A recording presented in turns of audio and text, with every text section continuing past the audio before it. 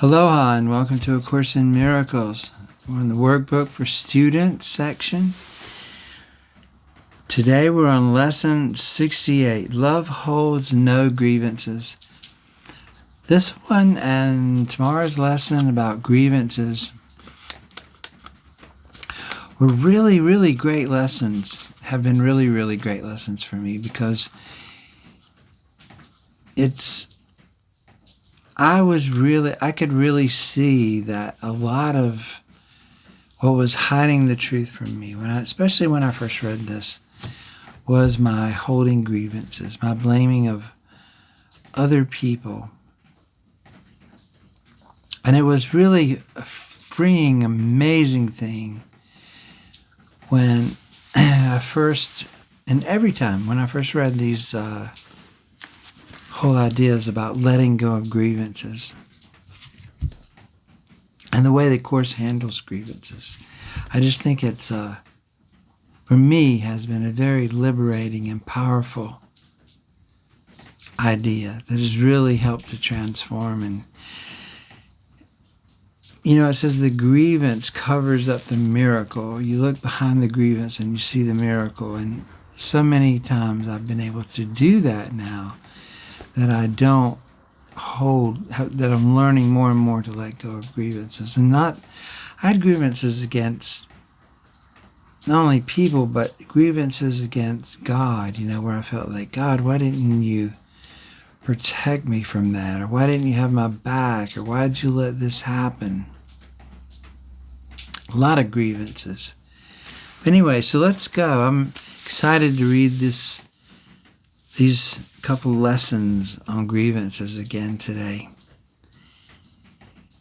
You who were created by love, like itself, can hold no grievances. Love holds no grievances.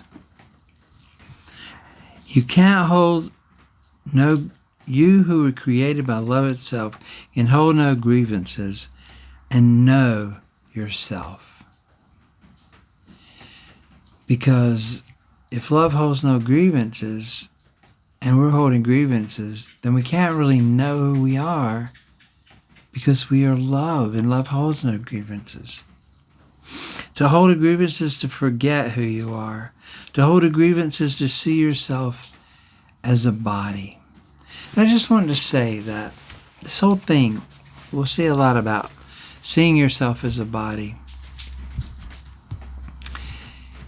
There's one place, I can't remember exactly where it is in the Course, that it says it's really to try and deny that you are a body is really not useful. So Jesus and the Holy Spirit who inspired this Course is aware that we see ourselves as a body.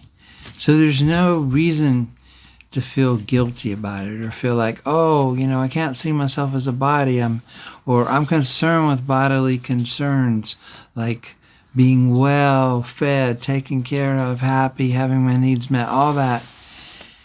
Jesus is aware of that, and this is not an attempt to make us feel guilty or an attempt to make us feel like we have to deny that we are a body. All it is here, I think, is just stating the truth and where we're headed, to realize that even though, the fact that we are here in these bodies means that we identify ourselves as a body. Otherwise, we wouldn't be here.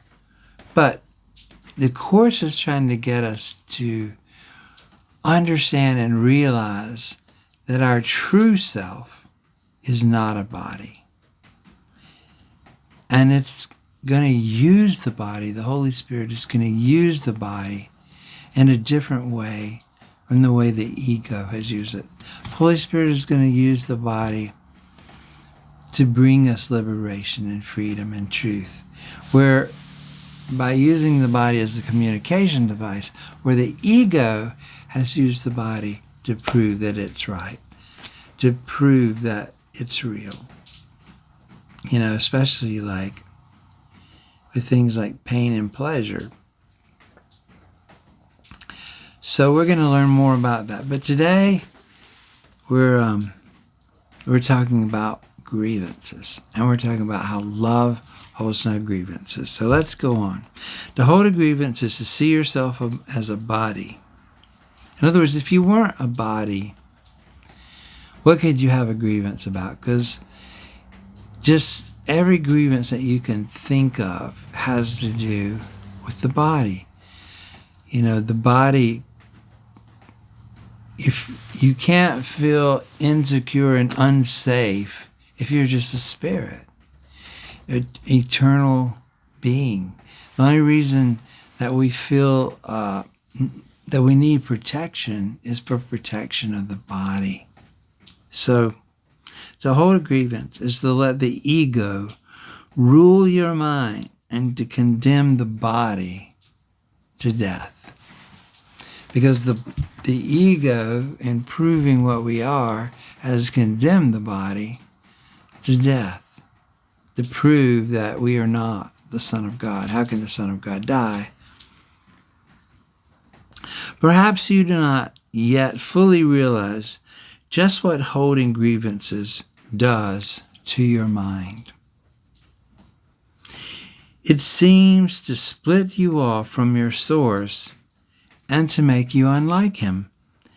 It makes you believe that he or God is like what you think you have become, for no one can conceive of his creator as unlike himself.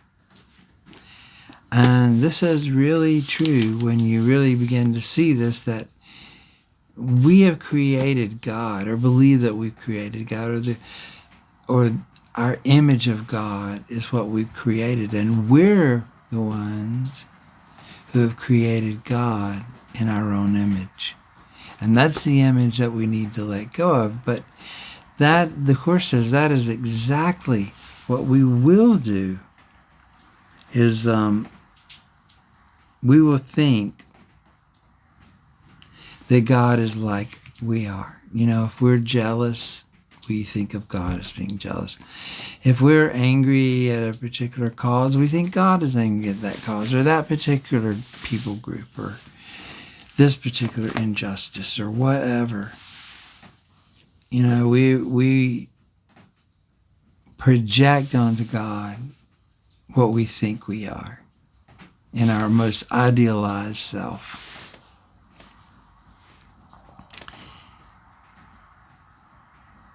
Shut off from yourself with a capital S, which remains aware of its likeness to its creator. Yourself, your true self, seems to sleep, while the part of your mind that weaves illusions in its sleep appears to be awake. Can all of this arise from holding grievances? Oh, yes, the Course says. For he who holds grievances denies that he was created by love, and his creator has become fearful to him in his dream of hate. And that's what the Course calls this experience, this egoic, dualistic experience that we're having in what we think of as the world, as a dream of hate. Who can dream of hatred and not fear God?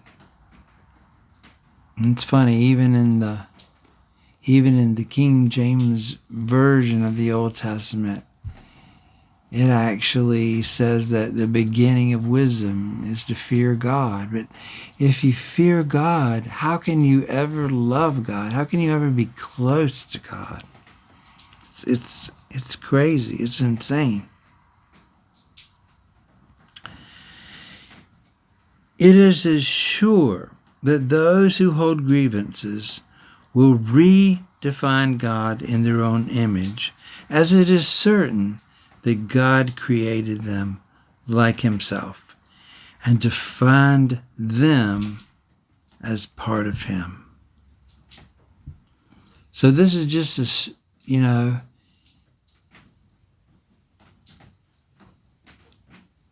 it's not something to feel bad about that we've created this God that really isn't God, but we think it's God, and we've spent our whole lives perhaps serving or worshiping this God.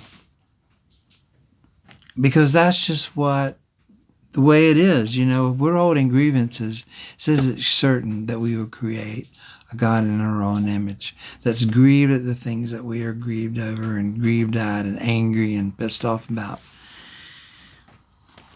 But this is not to feel guilty about. This is just to look at and realize and see it for the untruth or the illusion that it actually is. To look at it with Jesus, look at it with the Holy Spirit, and see it for the illusion that it is, and then watch it disappear like a shadow when you turn on the light. But if we don't look at it, or are afraid to look at it, it won't ever be brought to the light. Which is that's where it will be dissolved and where we will find our freedom. So,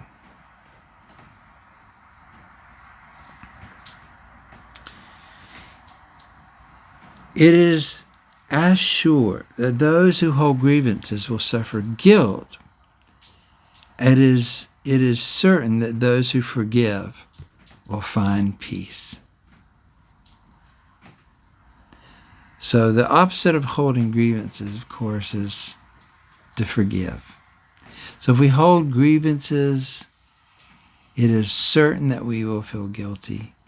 And if we forgive our grievances, it is certain that we will know peace, it says, or find peace. It is sure that those who hold grievances, it is so sure that they will forget who they are, as it is certain that those who forgive will remember. So we're back to the importance here of forgiveness, which is the opposite of holding grievances. This is the secret to being free, this forgiveness, this letting go of grievances and forgiving. Would you not be willing to relinquish your grievances if you believe that all this that it just said is true? Of course you would. Perhaps you do not think that you can let your grievances go. And that happens a lot. I mean, you might feel that you're so done wrong that, I just can't forgive that person. I just can't stop holding a grievance against them. They've hurt me too deep. They've hated me or tarnished me, or they've committed the unpardonable sin to me, and I can't forgive them. But the Course says that forgiving them and letting go of grievances is simply a matter of motivation.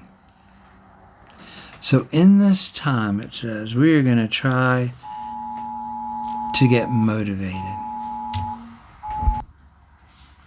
We're going to try to get motivated by seeing what it's like to be free, if only for a moment, of grievances.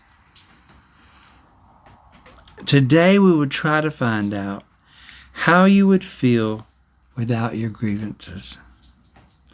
If you succeed, even by ever so little, there will never be a problem in motivation ever again. So that's going to be how we're going to be able to forgive those people and events and ourselves and let go of our grievances by doing the work of the Course in the Workbook.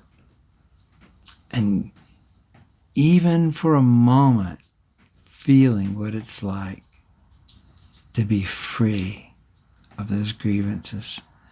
And when we do, the Course says that's all the motivation we're going to need.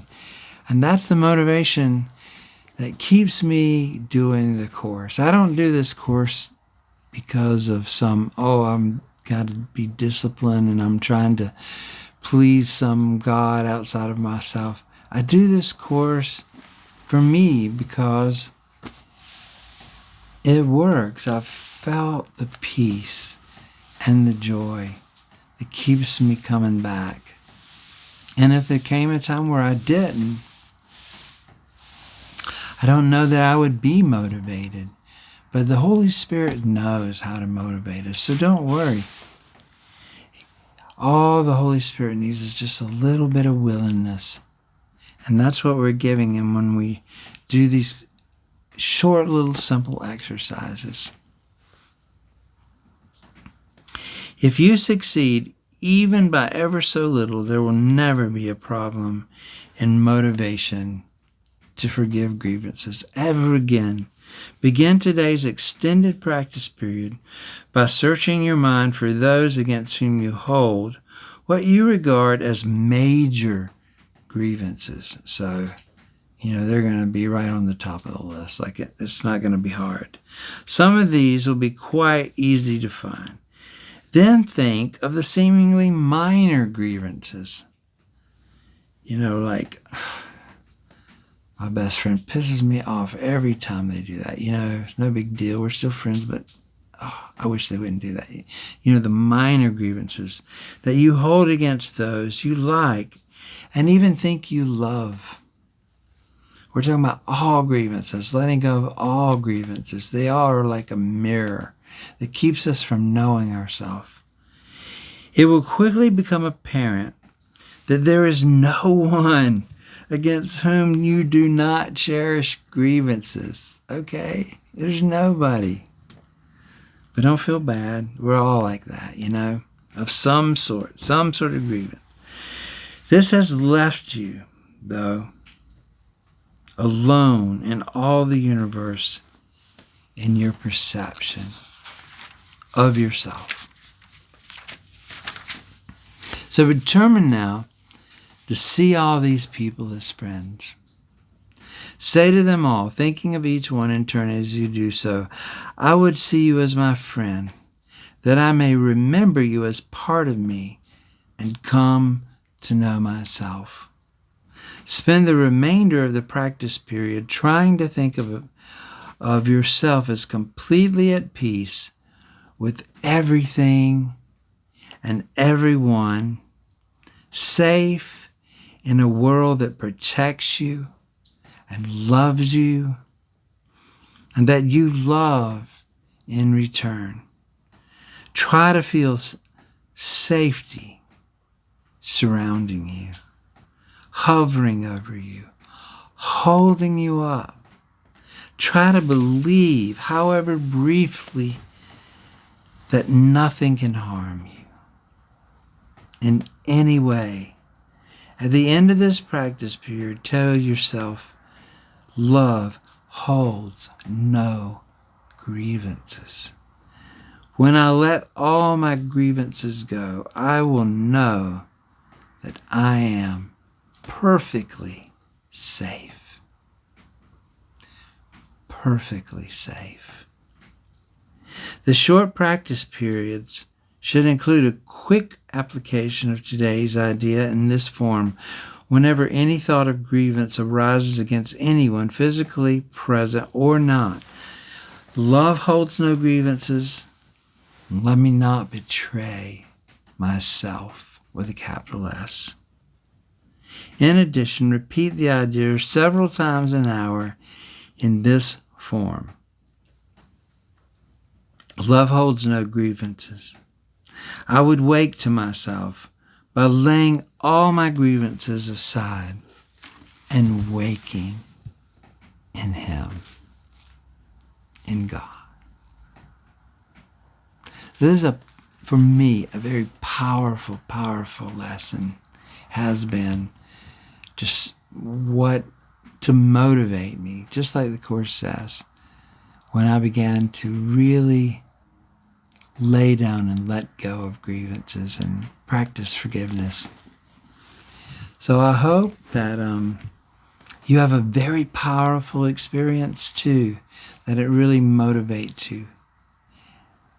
And, if you don't, that's okay. Just keep doing the course, because we're all at different places.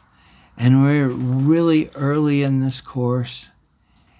And we're all the same. But we're all at different places. And so this course will meet you right where you're at. And I just know one day you're just going to, maybe today, you're going to just go, wow.